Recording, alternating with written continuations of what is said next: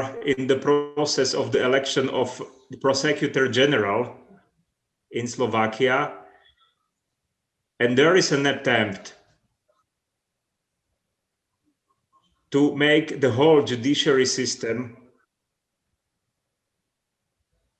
to be more transparent,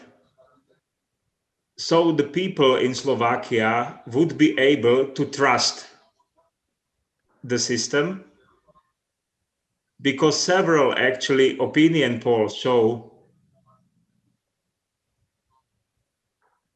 that when it comes to the trust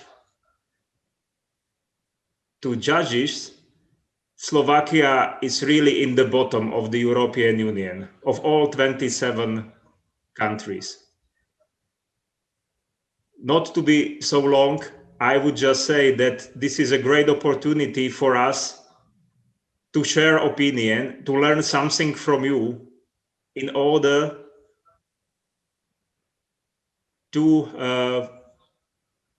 face this challenge, the common challenge, and to make the whole system more transparent and open to the citizens.